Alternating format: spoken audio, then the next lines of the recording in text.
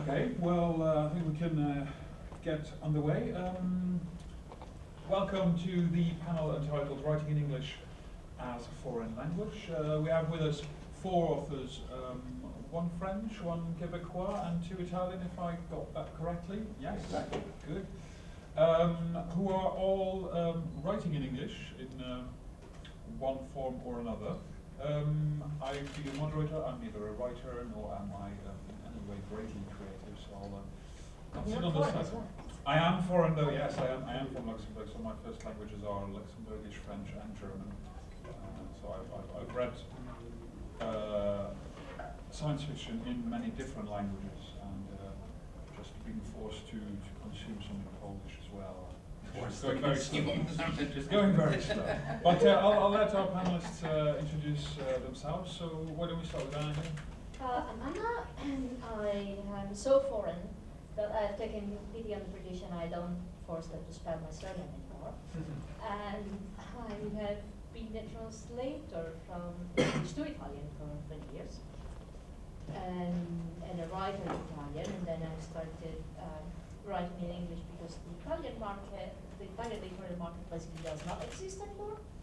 So I was kind of forced to switch to English, and I write in English. I publish something very small things.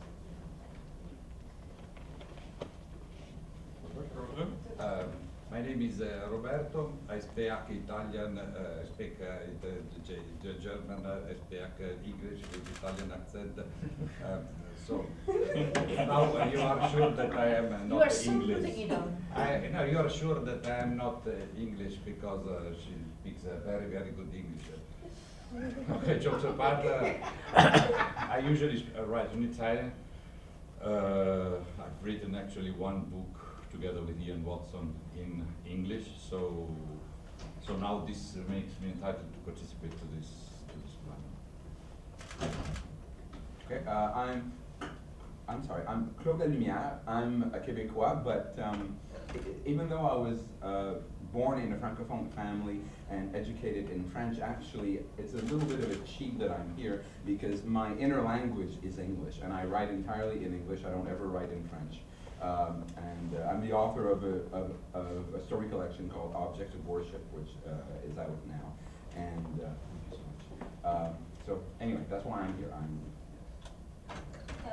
Aliette, and well, French is my first language, and I started writing in English after moving to London when I was a teenager and reading science fiction and fantasy in English. So when I actually decided to write science fiction, I thought I would just do it in the language I'd been reading it in, which turned out to be English. And I continue that even after going back to France. So I have this very weird relationship with the English language, which is that most of my daily life is in French and the writing part is in English. And I've had a few stories published in professional markets, and my first novel is out now. So.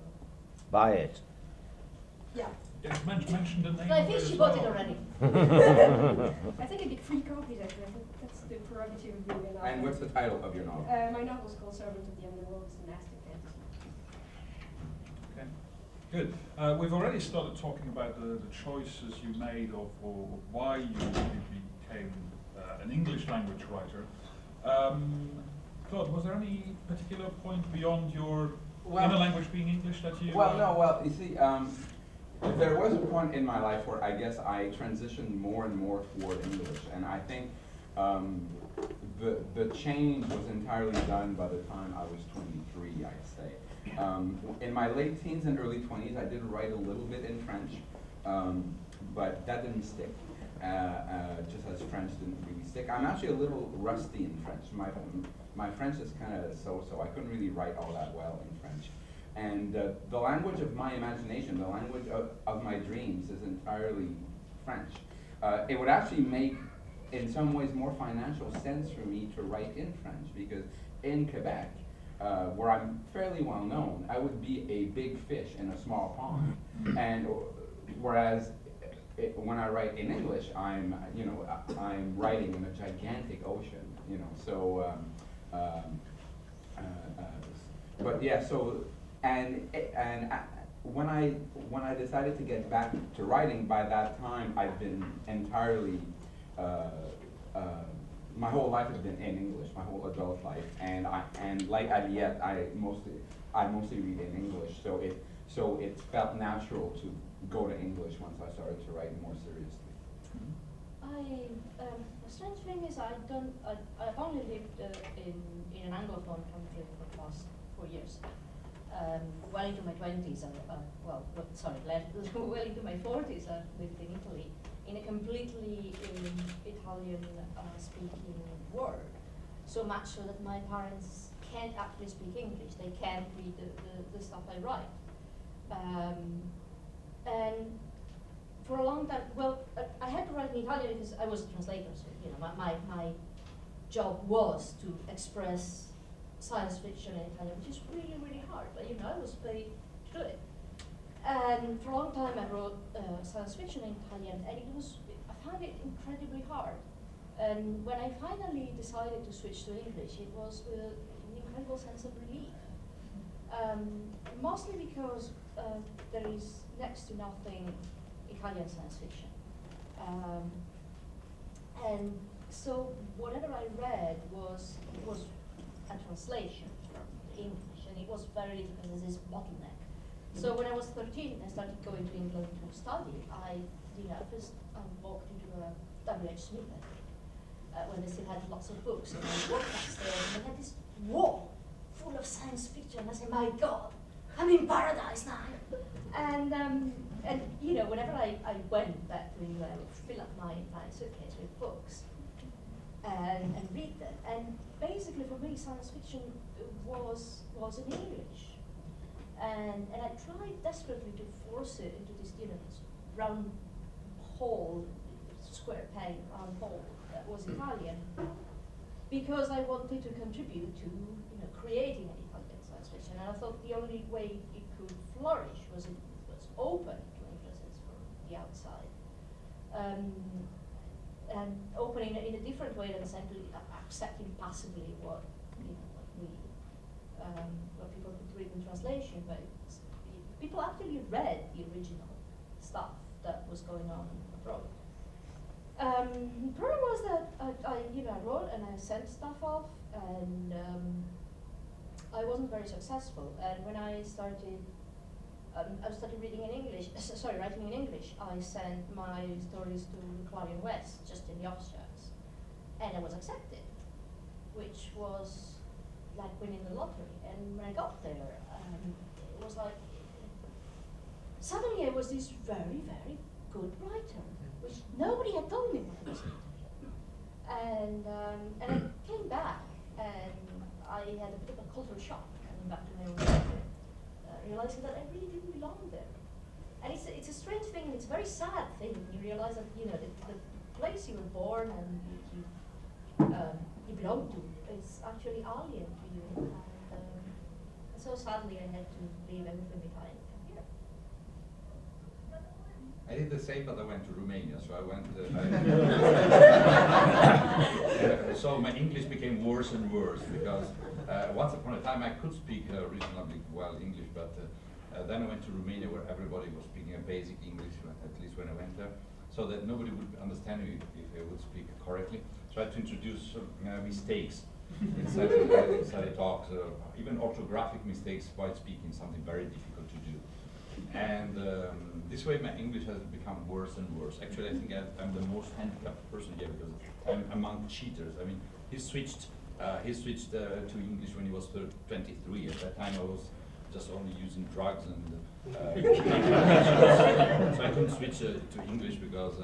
So some things, you know, linguistic barriers are great in some ways, and sometimes they disappear. I met him at the 1990 convention in Den Haag, where he didn't know pretty much any English. Oh, no, really? And was extremely proficient in romancing various Dutch and German and English girls that happened by. He was going strong. This was the kind of drugs I was referring to. You spoke an international language. Yeah, actually, Yeah, this was a very good time. Yes. Apart from that, so he has switched a long time ago. She writes always in English, as far as I understood. You definitely moved here. So I'm the only one who actually went in the wrong place to write English, which is Romania. On the other side, I'm on this pen because I wrote an entire book with Ian Watson. And actually it was on English because It's called The Beloved of My Beloved. The Beloved of My Beloved, yes. It contains a lot of stories. One up for the BSFA. Oh yeah, really, I forgot about that. Yeah, actually it's the first time in the history of the BSFA where you will be granted the right to vote actually for a non-English writer for the British Pride. Yeah, so actually. If somebody wants to read it, you may go to my fellow writer Ian Watson and ask him for a copy of the story, so that you don't have to vote something that you didn't read, which would be very immoral. So I like immoral people, by the way. So back to serious things, if they exist. It has been quite difficult in the beginning to write a book in a different language, especially as well. I started with the punctuation. I think that this was very easy. You know, I realized that most of the punctuation is actually the same. Not all. Yeah, most, not all actually. There are the first mistakes appeared already with the punctuation. Actually, I started, sincerely speaking, writing in Italian, then I would translate my work into English, and then submit my part to Ian, which would metabolize it, and so on. But starting from the middle of the book, let's say, I started to write directly on English, and to my surprise, it was flowing better than through this trick of translation, because actually it seems that part of, I'm starting to grow a little Roberto inside with an English writer. And Robert. Oh, sorry? Robert. Robert, Robert, actually, yeah, actually, my email address is bobquaglia@gmail.com. Yeah, so You're already transitioned. Yeah. And so actually, there is an advantage in writing in a language which is not your first, that you're forced to be more simple. And actually, this may seem a disadvantage at first, but actually, it's an interesting challenge, you know, because you have still to be intelligent, because else it's just write trash. But yeah. I think this is something that happens to us Italian when you write in English, because it happens often that when I write in English, people say, you know, this sentence has gone on for half a page. Put a period in, for God's sake. And in Italian, that is a perfectly acceptable way to construct a phrase. Yeah, I know. And so you have to learn to break up the periods, because In English, that's called Thomas Pynchon. yes. Yes, a lot of translators has cursed me for that, because in Italian my sentences look very long, which is fully allowed in Italian, but in English it isn't really. Yeah. Well, it's not that it's not allowed, but it's just not the current style. Not the current style. Yeah. You can get away with some of it, but Yeah, not yeah. Well, I don't write the current stories anyway. Yeah.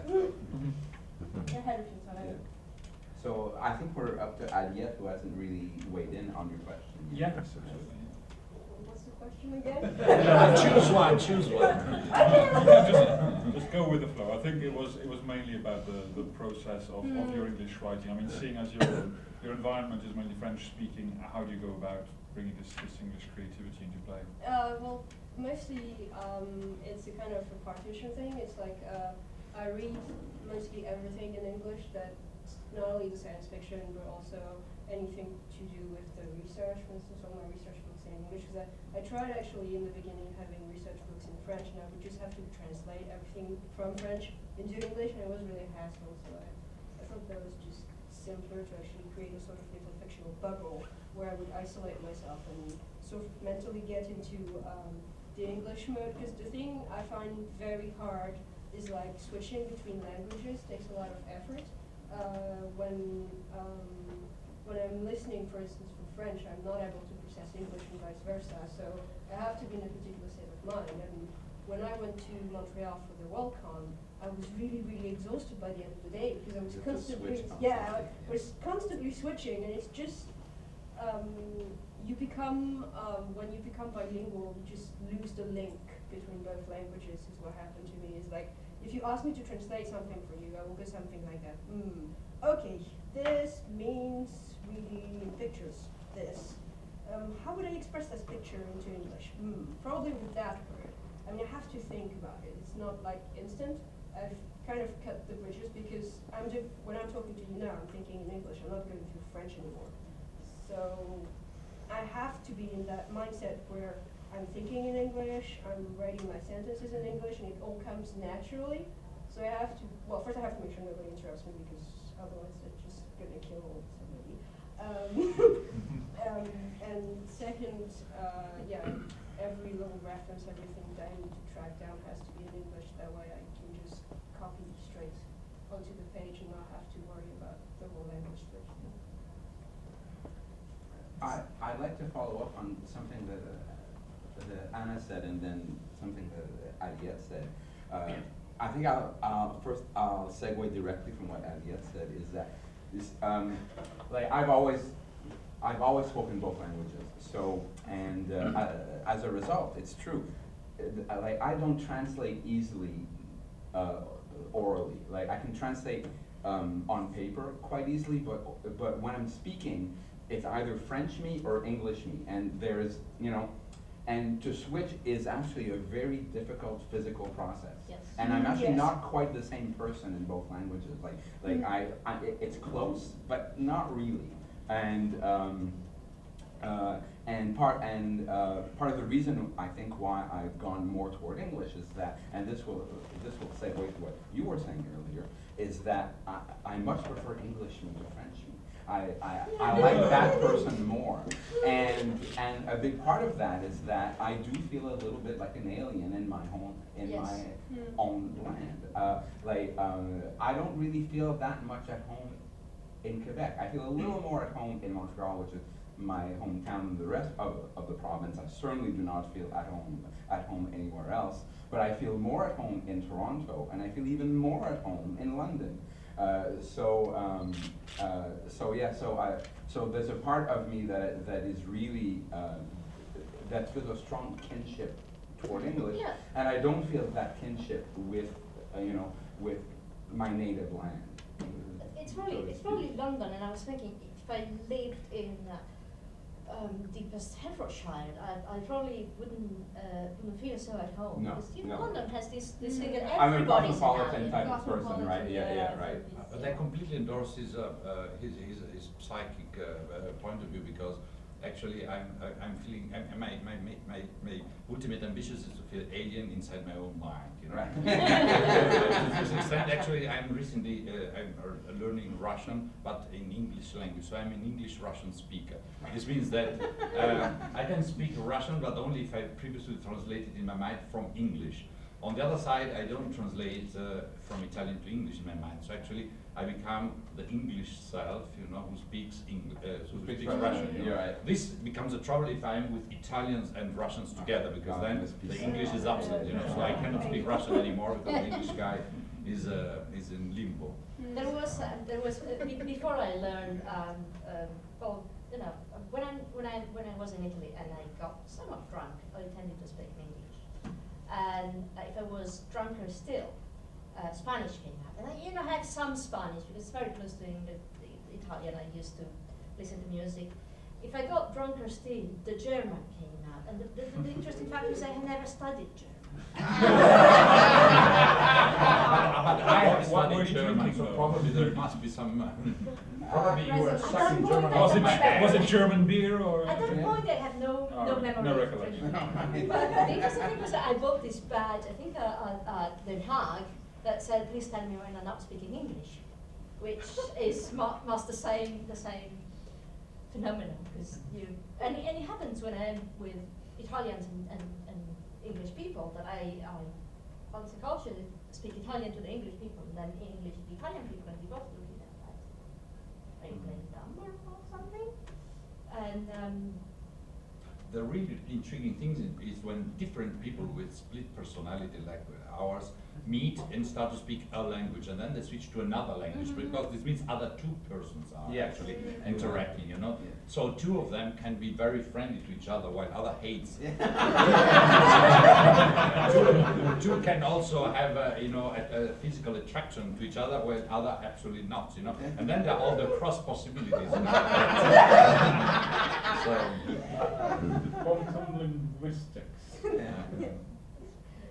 there's this right now the people I can best communicate with are other Italian expatriates, because they That's really speak in true. English, but when I need an Italian concept, they wouldn't understand it, and nobody else can do that. So moreover, Italian experts have a beautiful feature, you know, that are experts.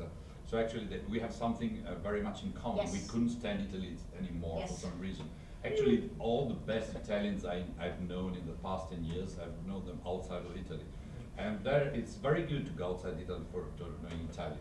Actually, I would recommend it to each of you, especially beautiful women, you know. But what Anna was saying about concepts is very central to all this, because language is the matrix in which you view reality. Like the way our memories work, we don't remember anything. We remember the way we narrate what happens to ourselves, and that's why we can't trust our memory at all. Because as we tell ourselves the story of our lives, it keeps changing a little bit, you know. So, but it is a matrix, and you narrate your own life to yourself in a language, and when you come, like in my case, to narrate your life in a language other than in your native tongue, that becomes the language that you express life in. So that's why it's very difficult for me to write in French, because it is not my inner voice. It's not the way that life is narrated, automatically now, you know. And each language comes with its own set of concepts that are not equivalent. They're close sometimes, or words will have connotations in one language that color that word or that concept in a way that will be colored a little differently in the other language. So anyway. More than little different. Yeah. Actually, I noticed personally myself, on English I noticed I got sometimes even much better ideas than on Italian, which is, I found it outrageous, you know, because I've written all my life on Italian, and then suddenly on English I noticed sometimes ideas were coming and I could recognize that for some reason they were better than the one that I would have had if I had written that in Italian. And Because regarding the associations are not the same. it's Yeah. another person, Yeah. it's another language, and the language produces the meaning. I mean, the words producing the meaning, Yeah. then you think, and one thing follow the other. Yeah. And for the same reason, actually, you know, we speak about that we cannot trust our memories, you know. No. You remember that yesterday you promised me 1,000. I remember that. I'm sure you do. The sad thing is that at one point I remember that I started writing my diary in English, and it wasn't because I wanted to hide things from my parents. It was just because my inner self was expressing itself in English, and you know when they talk about cultural appropriation and cultural imperialism, I'm totally, you know, I'm so much of a tool of the imperialist language as you can possibly have, a total betrayer of my culture. I find it very sad, actually, and I think it happened because, curiously, science fiction has this very, very Anglophone feel to it. And you know, Italians can be accused of not being good at literature, and yet we have produced pretty good thrillers and mysteries, but science fiction is really, really thin on the ground, very bad when there is, and I don't know why. There might be something. I was actually going to mention that. Yes, question. Don't you bring your own Italian or Quebecan or French concepts with you to the story. Even if you're thinking English and you're an English persona, there's still something in the background which is really Italian or French or whatever. I don't think so. No? I don't know, but I don't think so. I think so. Well, I would disagree with that. Well- I think to some extent, everything that you're writing is the sum of what you've been perceiving, and the sort of, there are concepts that are embedded very, very, very deep down that have been hammered into you when you were children that just won't go away. I think that what I have is an outsider's perspective. That I very much recognize. I know that I am looking at this culture from the outside. Even though I am assimilated, I am very aware always that I am not a British citizen. I have probably done quite a bit of a conscious effort to leave my Italian self behind. That might be said, yes.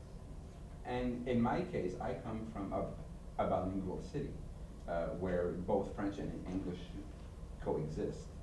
So it's not quite the same. Like in Aliette's case, she lives like around Paris, so you know. It's a little more complicated Yeah, than that, but yeah, still, yeah, you know, that's the- yeah. And I just want to, again, to segue from something that Anna was saying, I appreciated that you introduced me as a Québécois. Not a lot of people would make that distinction. But here lies a very important thing. For me, the language of oppression is not English, it's French. Because I'm a Québécois, and my real language is something called joual, which is a working class Québécois French that is not recognized as a real language. So that as soon as I started to go to school in French, I was told that my way of speaking was wrong. Not the right, not the type of French you use in school, but no, it was wrong, like out and out wrong, which is a concept that exists in French that does not so much exist in English, because English, the way all the dictionaries work is descriptive. Like the Oxford, the Webster, they send researchers out, and then they collect a dictionary that will describe how the language is being used at the time. In French, we have institutions that tell us how we should use the language, and even usage will barely put a dent into this. And so I have a language that is not oppressed by English; it is oppressed by French. And in English, I am freed from that whole dichotomy, which is really, really irritating. So that is very likely one big thing that drove me to English. Yeah, I think I have that kind of similar Yeah, experience. yeah. Which is, French is very normative. It's Very, like very. about 4 centuries ago, some guy called Cardinal de Richelieu came up with a great idea to occupy our writers. He said, okay, now you're going to be the gatekeepers for the French language. Meanwhile, you will not be writing political satire. And, to this day, we have preserved the traditions. So they still pretty much edit the dictionary, and a lot of the French schooling is about getting the language right, getting the diction right, getting everything right and proper as it should be. And I think to some extent, when I'm writing in French, I feel as though all my French teachers are looking over my shoulder telling me, no, you will not write like that. You will not use that figure of speech. You will not put your commas there. This is incorrect. Yeah, and that pressure is incredibly strong. And in English is so, it's such an easy language to write in. Yes, It is, I mean, the grammar is very intuitive, and you have to internalize it, but what? Yeah, Yeah. Italian vocabulary is about 150,000 words. Right, English at the latest count was 500,000. yeah. And they're I still think that's adding. an understatement, but yeah, because we coin new words every day in English, which is one of the wonderful things. And what's French is very averse to coinages. Like, they really don't like it when you coin a new word. Don't mess around Yeah, with yeah, language. no, no, no, Language no. is serious. Yes, I know. I think I coined some English words myself. Yes, you know. I'm sure you have. I forgot them in this moment, you know. So on the other side, I was very wise not to be oppressed by the French language by simply not learning this language. Good So, idea. On the other side, yeah, this helps very much. On the other side, I noticed I've been oppressed very much by entropy instead. In the sense that actually all these languages that now I have in my head conflict and fight for the supremacy of my attention. So that sometimes they mix. Even today I was talking with my Italian fellows, some Romanian word happened in my mind and some English too. I was fighting them back into unconscious, but so actually it's a problem. On the other side, going back to what I said before, yes, the question about if we are influenced in our English writing by our Italian nature. I have a different problem. I have the problem, you know, that actually I'm also Romanian analphabet, because I speak fluently Romanian since I've been in Romania for years, but I never learned, so I'm completely analphabet. So I think I'm one of the first truly analphabet writers, I mean at least known to me.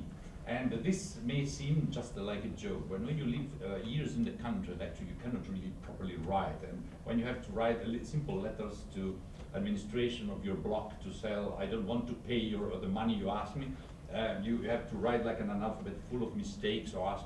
But in this case, you know, I very much use the alternative identities of the Italian and English writer in order to tell, no, you're not an analphabet, you're a Romanian analphabet just only for hobby. I don't know if this makes a sense, but... I was going to raise one point, which is, you've all mentioned that you've at one point or another walked into W.H. Smith and Yes. or had the English science fiction input. I was wondering how important that is, I mean, it goes hand in hand with your question. I was wondering how important the Englishness of science fiction and fantasy is to you when you decide to write and when you make creative decisions when you write in English. Hugely, but it meant that I could stop taking creative decisions. We just relax and go with what some other writers had discovered before me. Whereas in Italian, I really had to invent my language as I went along, and that was immensely difficult. Well, for me, it's the point is I've read all the English science fiction in Italian, so this is actually the reason why I'm not a very good English writer. So I don't know very many words. So this didn't affect. On the other side, especially in the beginning of my Italian writing, I started to write like in the translations of. Oh, yes. So this is very bad. So I think that a lot of people were thinking I was a bad writer in Italy because I was writing like translators. They told me that, yes. They didn't told me, but they looked me very badly, and I understood they were thinking. Right. Well, for me, back when I was a child in Quebec, we had just come out of a long period of religious darkness that ended in the late 50s, early 60s, and there was no tradition of Quebecois reading. No one read. Like the only people in Quebec who read were the Anglophones. So in the 70s, when I went downtown, I discovered bookstores, and there were books, and I was so drawn to them. But on the French side, on the Quebecois side, now that's changed, because now we're like half a century after the Quiet Revolution, which is what it's called. But when I was a child, there was no tradition of people having books in their home. There was no reading culture. So when I discovered books, it was in English. It was, I was 10 years old or something, and I went downtown and I saw, a bookshop, and I was like, oh my God, what is this? And so it's not just science fiction and fantasy for me, it's really just books. You know, so books to me are English. For me, it's, well, I guess it's a little more complicated than that. It's like, learned writing in English, and I learned the science fiction genre, as it were, in English. And so a lot of what I'm writing is a dialogue with the writers of fantasy and science fiction that I've read. But on the other hand, up until I was 17 or 18, I didn't read anything in any other language than French. So there's a very fat layer of French books, and to some extent Chinese and Vietnamese literature, because I'm half French, half Vietnamese. That's somewhere at the bottom, and that's really where I take the core of stuff. So I guess it's a bit of a mix.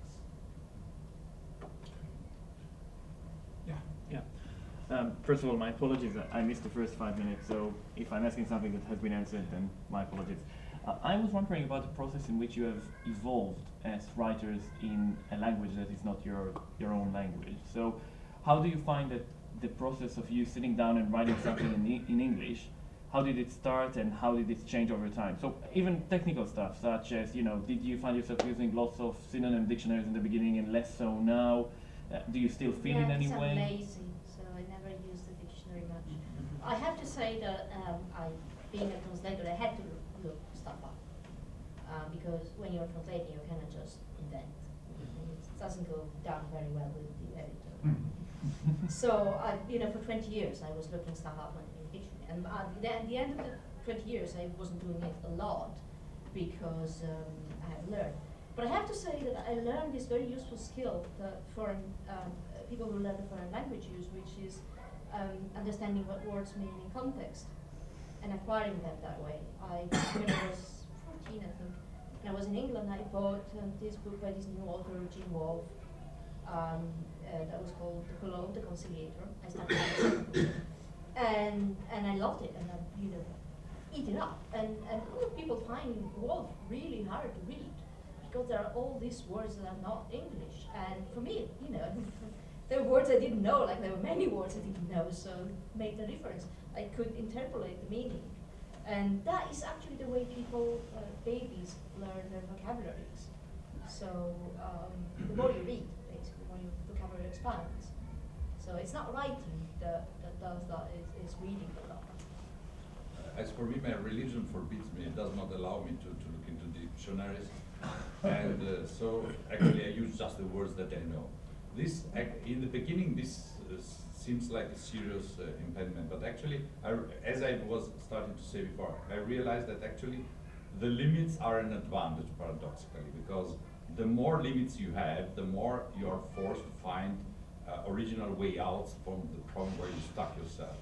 So this is probably the reason why I got out with some ideas which I thought I would not have had if I had been writing in Italian.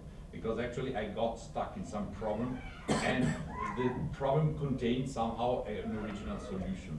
But if without the problem, I would not have even that solution. So actually, paradoxically, the more difficulties and problems you have, you dive into when you write, the more the more you're likely to get the idea, which takes you out and actually makes what you've written much richer. Somebody told me that you wrote almost 90% and initiated 90% of the story which is on the BSFA ballot, which every member of the convention can vote for. Now this is interesting and a little bit humiliating to me, because I heard that your English collaborator for his other stories has never appeared upon this ballot for a very long time. But now you come, and with the story which you wrote the most of, absolutely in the complete book, you are immediately laureated. The universe is a very mysterious place. And this underlines actually what we have been talking, that the more you dive into the shit, the more splendid it becomes, you're jumping out on the other side. So actually, I think that this must be the reason for this story to have ended up on the ballot, that you may vote. There was something that China Mieville told us when he was one of our clarinet instructors, and he came on and he was very serious and he lectured us at length on how we had to get out of our comfort zones and how the best writers he knew were writers for whom English was a second language, because that forced them to, gave them that extra dimension.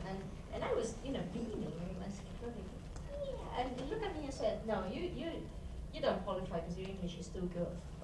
And there is some truth in that. Oh, right, Nobody ever told me something like that. No. Well, I don't know, because my inner life is entirely in English, so I don't think my process when I write is any different from like any other English writer. Yeah. I still use a dictionary. Sometimes I have the word in French. Some embarrassing moments I have the word in Spanish. It's just, sometimes I'm just looking for the equivalent of a word that doesn't actually exist in English, and I have to actually go look for a roundabout way to express what I was wanting to say. And it sometimes can be really frustrating because there's a perfect word in French to say what I want to say, and except there's no earthly equivalent in English, so I have to come up with some awkward way that doesn't quite fit the problem. And what I use a lot, actually, more than I use the French-English dictionary, is the thesaurus, because often I will know approximately a word that fits, but not quite the real word I want. So that's kind of what I use often. Could I suggest that English has too many words? And this means that English-speaking native writers ought to use the dictionary more often.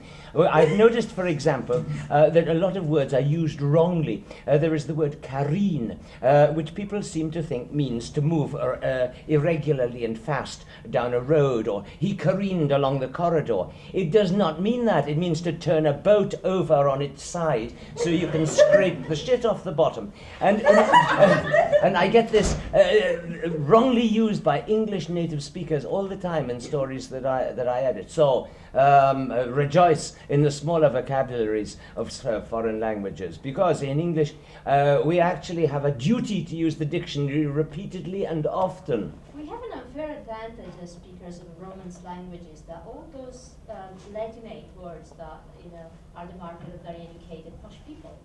Yeah. Are the ones that have more Latin Right, but then again, that can be a trap because there are too many close cognates. Yes. Where when a word is adopted by another language over centuries or even decades, it doesn't mean the same thing anymore. For example, one thing I find really funny here in England, you have things called brasseries that are restaurants. Now, a brasserie means brewery. So it should be a bar, but no, it's a restaurant. So in France, though, it's a kind of bar that serves food. Right. But here it's really a restaurant. But in Quebec, it has kept its original meaning, and a brasserie is a brewer. Like, that's it, and that's exactly what that word means. But so words Don't evolve. get me started on paninis, please. No. But words change and evolve, and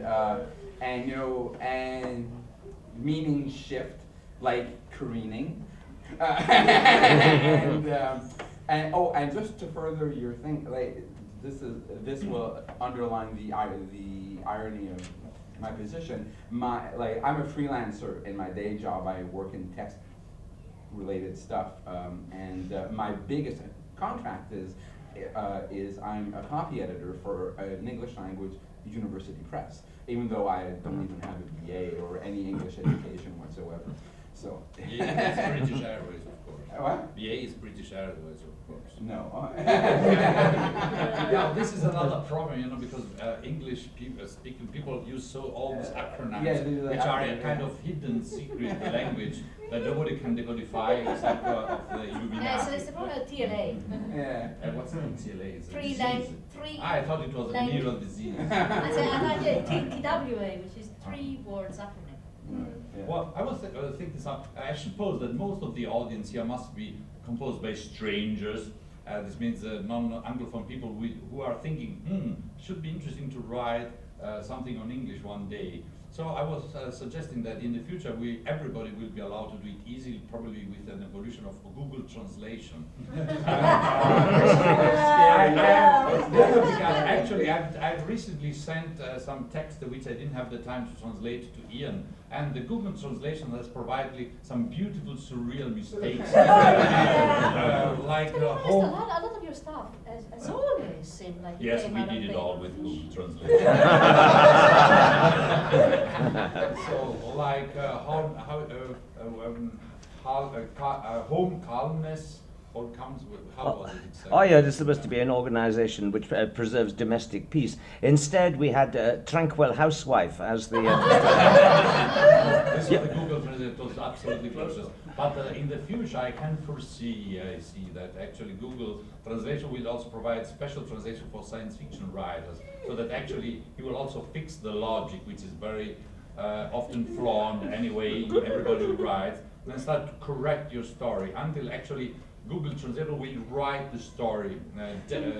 You just only put a cocktail of things, cyberspace, a little bit of steampunk, 30%, and a little bit of car chase, and then he will make a beautiful bestseller that you can buy.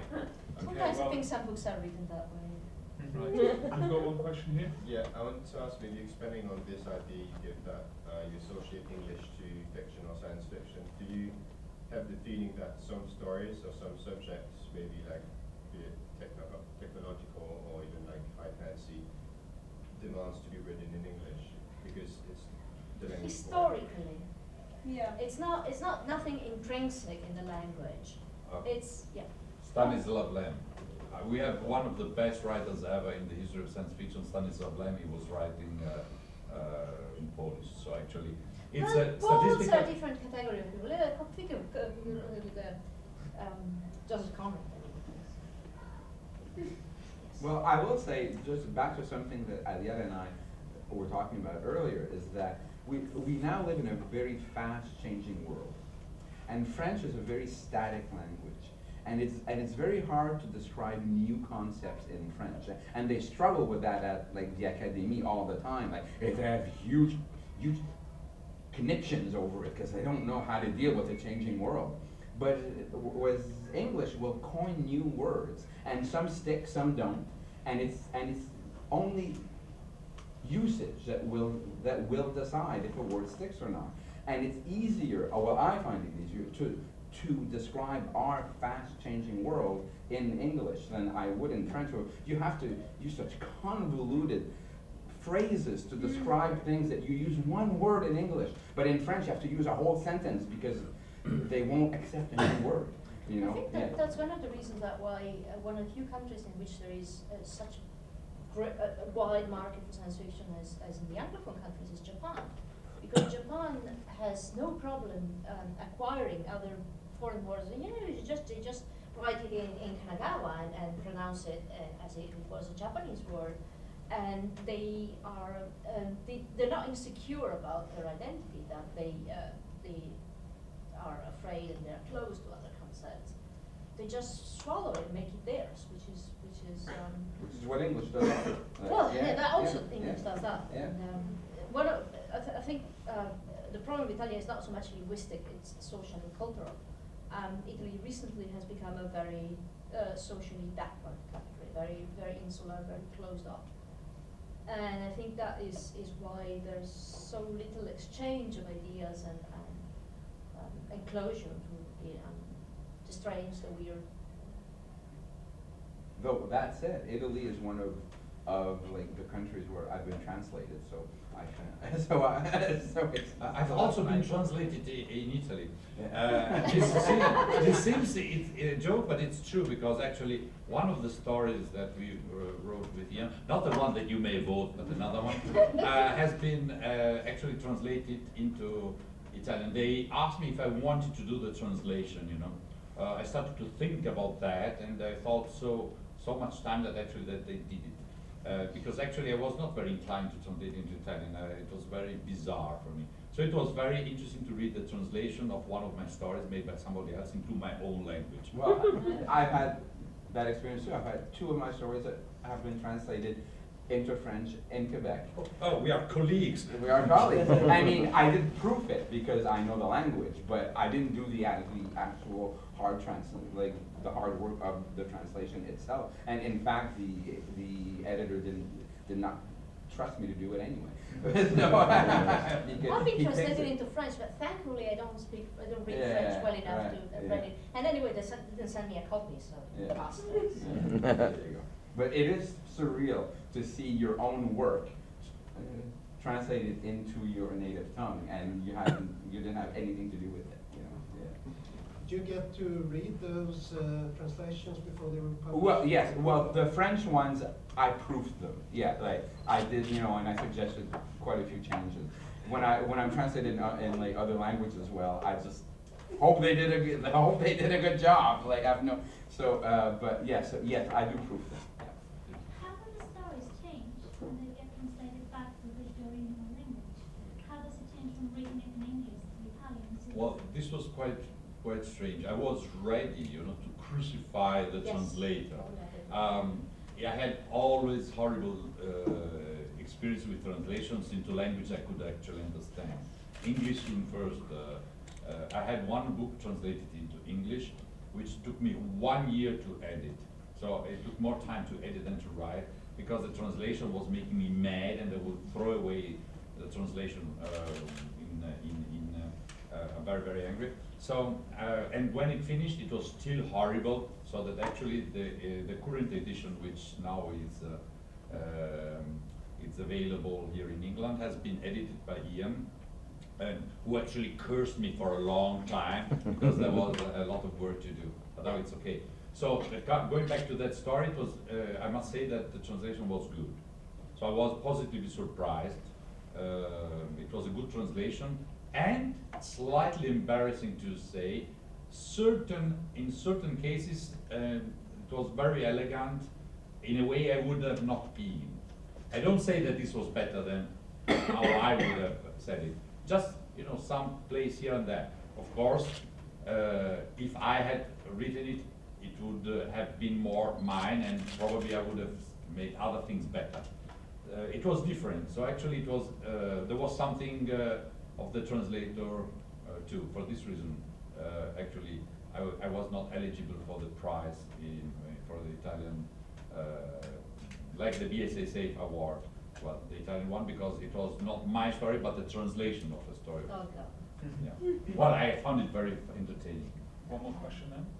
Two of my stories are being translated into Italian, oddly enough.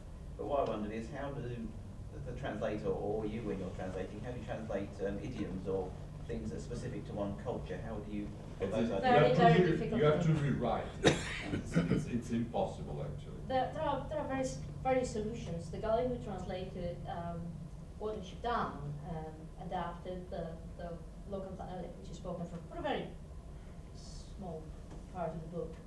And he created this strange dialect, which is made up of several Italian dialects, but it's not any one of them. Because if you just use an Italian dialect, it comes with so many and so precise correlations that you just can't do it. The Simpsons have decided to give the various characters and I would say almost a racial identity, so that the gardener is from Sardinia, the policemen are Sicilians, and so on. And you know, the comic value works, which is why they did it. What are the mafia guys in The Simpsons? Sorry? The mafia guys, the mob guys in The Simpsons, where are they I from? don't know. I presume they would use Sicilian. In France, we put footnotes sometimes. I don't think I've actually read,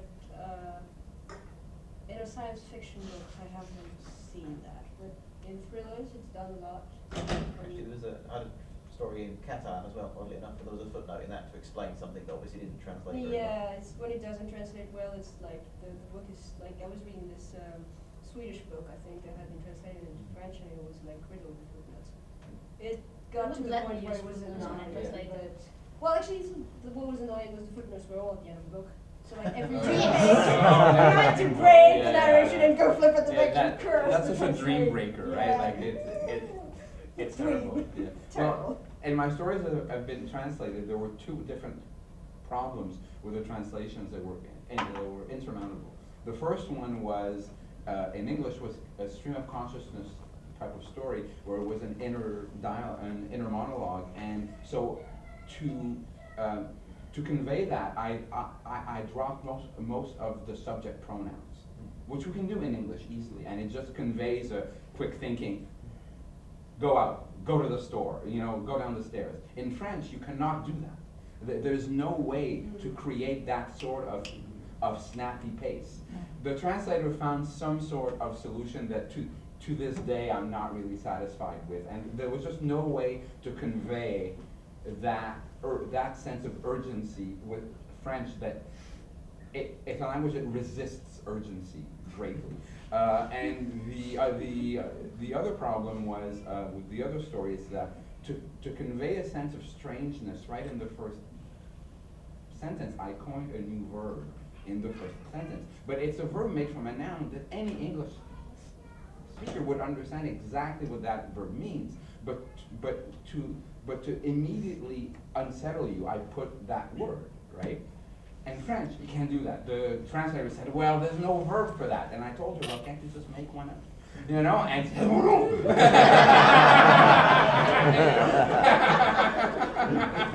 It should first be discussed in the parliament. Yes, exactly, And so the story could not open in French with that kind of cognitive dissonance that I injected by coining a new word, and that could not be done.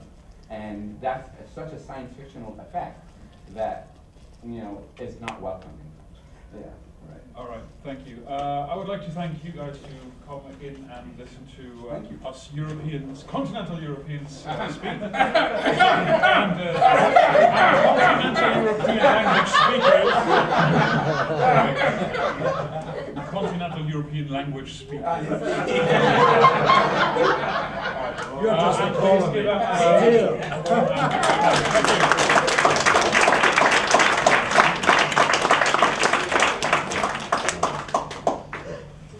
Now for the free books to eat.